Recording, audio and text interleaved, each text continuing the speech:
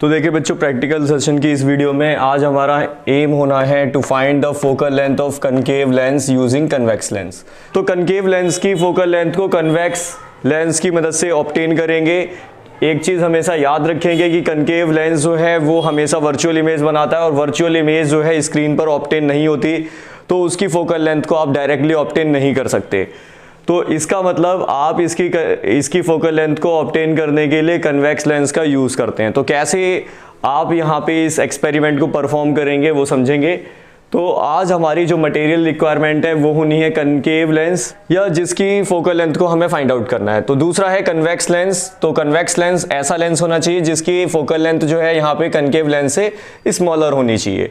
तो optical bench जिस पे ये एक्सपेरिमेंट परफॉर्म होगा, और इससे पहले के भी कई एक्सपेरिमेंट उस पर परफॉर्म हुए हैं, और फिर निटिंग निडल, और फिर यहाँ पे निटिंग निडल का भी यूज़ होना है, 2 निडल्स और 2 निडल्स का भी यूज़ होना है, और 4 अपराइट्स। क्या है ये 4 अपराइट्स वगैरह, ये अभी आपको देखने को मिल जाएंगे। थ्योरी क्या होनी है, focal length can be calculated using lens formula. तो लेंस फॉर्मूले के द्वारा फोकल लेंथ को ऑब्टेन किया जाएगा। या तो आप ये फॉर्मूला अप्लाई कर लीजिए, और इसी को अगर हम थोड़ा सिंप्लीफाई करेंगे एलसीएम लेकर तो हमें ये फॉर्मूला मिलेगा।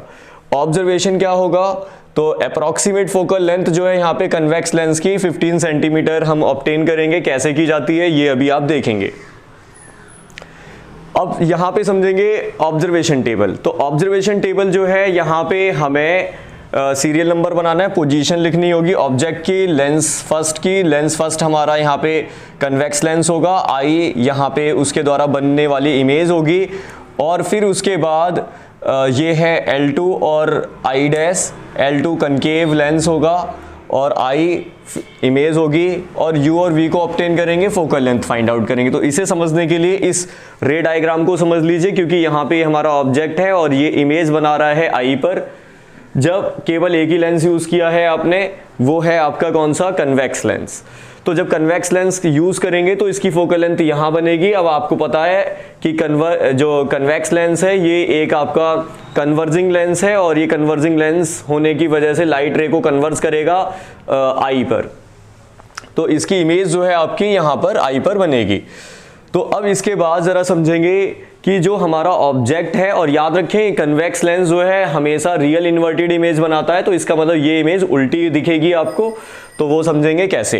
तो इसके बाद है हमारा ये ऑब्जेक्ट, और इसको मैंने दोबारा फिर वही कन्वेक्स लेंस लिया, लेकिन यहाँ पे एक हमने डाइवर्जिंग लेंस कनकेव लेंस का यूज़ किया है, जिसकी हम फोकल लेंथ को ऑब्टेन करना चाहते हैं। तो इसकी फोकल लेंथ को निकालना चाहते हैं, तो इसका मतलब आपको पता है जब कन्वेक्स और कनकेव लेंस का दोनों का एक साथ यूज़ होगा तो कन्वेक्स लेंस की कन्वर्जिंग पावर कम हो जाएगी। इसका मतलब जो इमेजेस पहले कन्वर्ज हो रही थी वो अब थोड़ा दूर जाके कन्वर्ज होंगी, ठीक है। और फिर से इमेज जो है हमें रियल इमेज ही मिलेगी, ठीक है ना, और ये रियल इन्वर्टेड फॉर्म में होगी, क्योंकि याद रखें कन्वेक्स लेंस की फोकल लेंथ ज़्यादा है, तो ये इफेक्टिव जो लेंस है यहाँ पे दोनों का कॉम्बिनेशन जो हो रहा है वो हमें कन्वेक्स लेंस की ही फॉर्म में मिलेगा।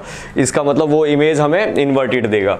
तो यहाँ पे अब हमें लेंस की पोजीशन को फिक्स कर लेना है ऑप्टिकल टेबल पर। जो आपका L1 है मतलब कन्वेक्स लेंस, उसकी पोजीशन को हम 50 पर सेट कर देंगे, और इसके बाद जो है आपका L2 इसको हम 70 पर फिक्स कर देंगे। तो इसे 70 पर फिक्स कर लेते हैं। आपकी मर्जी है, कहीं भी इनको आप रैंडमली यूज़ कर सकते हो। तो कैलकुलेशन आसान हो तो मैंने उसको 70 पर यूज़ कर लिया है। तो इसके बाद फिर आगे की ऑब्जर्वेशन समझेंगे। आपका कन्वेक्स लेंस है, इसकी फोकल लेंथ को कैसे ऑब्टेन करेंगे, ठीक है। तो अप्रॉक्सीमेट मेथड के द्वारा। तो याद रखें जब आप approximate focal length find out करोगे कन्वेक्स लेंस की, तो एक लेंस होल्डर ले लीजिए, और इस लेंस होल्डर पे आप कन्वेक्स लेंस को सेट कर लीजिए। तो आप इस तरीके से सेट करेंगे, इसको अटैच करेंगे इस लेंस होल्डर पे।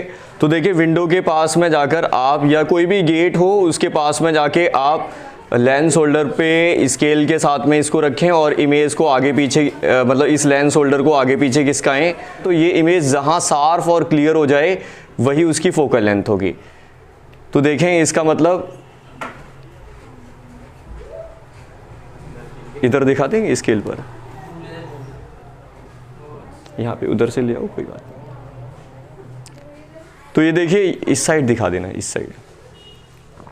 तो ये देखिए लगभग आपकी लगभग 15 सेंटीमीटर पे ये जो आपकी इमेज है ये फोकस हो रही है। तो ये जो इमेज जो फोकस हो रही है इसका मतलब इसकी फोकल लेंथ जो है, रफ फोकल लेंथ, वो 15 सेंटीमीटर होगी। तो देखिए बच्चों, अब एक्सपेरिमेंट को परफॉर्म करते हैं और यहाँ पे ज़रा हम देखेंगे। सबसे पहले हमें ऑब्जेक्ट रखना है। तो ये जो ऑब्जेक्ट है इसको मैं 10 सेंटीमीटर पे रखूँगा। आप रैंडमली कहीं भी आप इसको रख सकते हैं। तो ये आपको याद रखना है 10 सेंटीमीटर काफ़ी सही जगह होगी। तो इसका मतलब इसे हम 10 सेंटीमीटर पे रख देते हैं ऑब्जेक्ट को।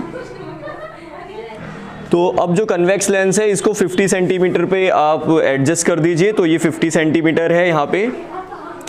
तो 50 सेंटीमीटर पे हमने रखा है इसको। और उसके बाद अब L2 जो है कनकेव लेंस, इसको 70 सेंटीमीटर पे रखेंगे, अटैच करेंगे। 90 सेंटीमीटर पे रखना है। तो हमें यहाँ पे इसकी जो इमेज है वो आपकी मिलनी चाहिए। तो देखें आप, जैसा कि देखेंगे इसकी जो इमेज है वो लगभग आपको यहाँ पे मिल रही है, इन्वर्टेड इमेज मिल रही है। तो जो ऑब्जेक्ट, जैसा कि ये ऑब्जेक्ट है, इसकी जो इमेज आप इस लेंस पर देखेंगे, लेकिन अभी थोड़ा पैरेलैक्स है।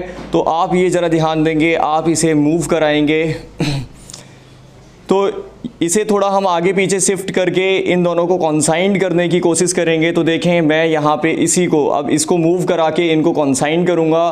तो अभी ये यहाँ पर है। तो जैसे ये कॉन्साइंड हो जाएंगे,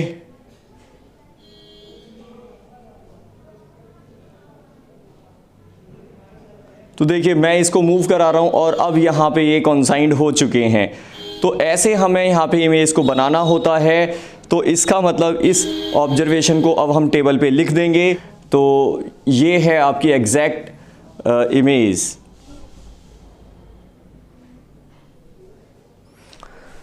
तो देखिए इन रीडिंग्स को लिख लीजिए। तो ऑब्जेक्ट को आपने 10 सेंटीमीटर पे रखा और लेंस इनकी तो पोजीशन फिक्स है। L1 लेंस जो कि कन्वेक्स लेंस है, L2 कनकेव लेंस है, इनकी पोजीशन फिक्स कर दीजिए।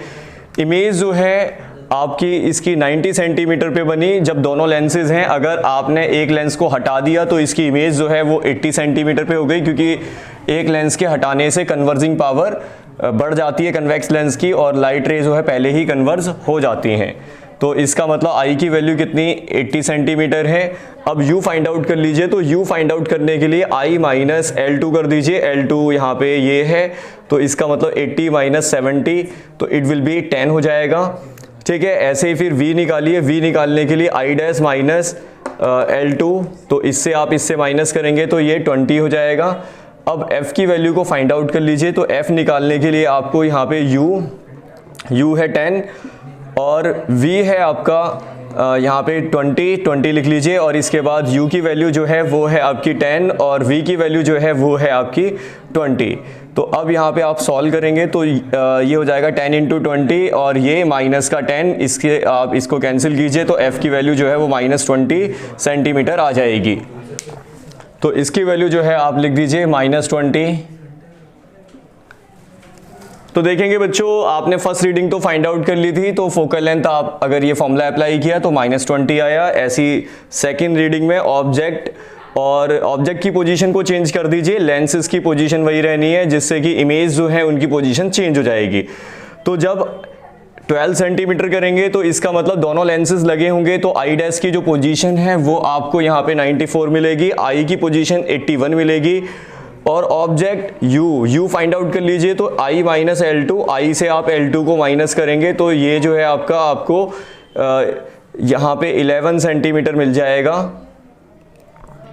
फिर इसे सॉल्व कर लीजिए तो आपको यहाँ पे इसकी जो वैल्यू है वो माइनस 20.4 मिल जाएगी। ऐसे ही फिर आप थर्ड रीडिंग ले लीजिए, ऑब्जेक्ट को 14 पर रखें, इमेज जो है वो आपकी 82 पर बनेगी जब केवल एक ही लेंस होगा, वो भी कन्वेक्स। लेकिन जब आप यहाँ पे कन्वेक्स और कनकेव दोनों लेंसेज होंगे तो उसकी जो पोजीशन है वो 100 हो जाएगी। तो इससे भी फोकल लेंथ आपको माइनस 20 ही मिलेगी। अब इन्हीं सभी फोकल लेंथों को ऐड कर दीजिए। तो जब आप इनको ऐड करेंगे तो देखते हैं ये रिजल्ट जो है आपको यहाँ पे ज़रा आप माइनस साइन कॉमन ले लीजिए। तो 20 प्लस 20.4 प्लस 20 डिवाइड बाई 3, क्योंकि यहाँ पे 3 ऑब्जर्वेशन लिए हैं आपने, तो ये अप्रॉक्सीमेटली आपकी 20 सेंटीमीटर ही होगी। तो फोकल लेंथ 20 सेंटीमीटर है, तो इसका मतलब फोकल लेंथ जो है कनकेव लेंस की कितनी आई, तो आप बता सकते हैं फोकल लेंथ ऑफ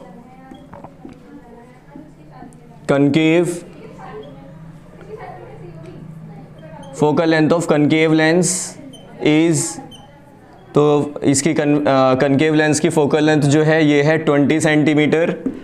प्रिकॉशंस जो है वो आप कोई भी दो प्रिकॉशंस और दो सोर्स ऑफ एरर कोई भी आप अपनी फाइल से लिख सकते हैं।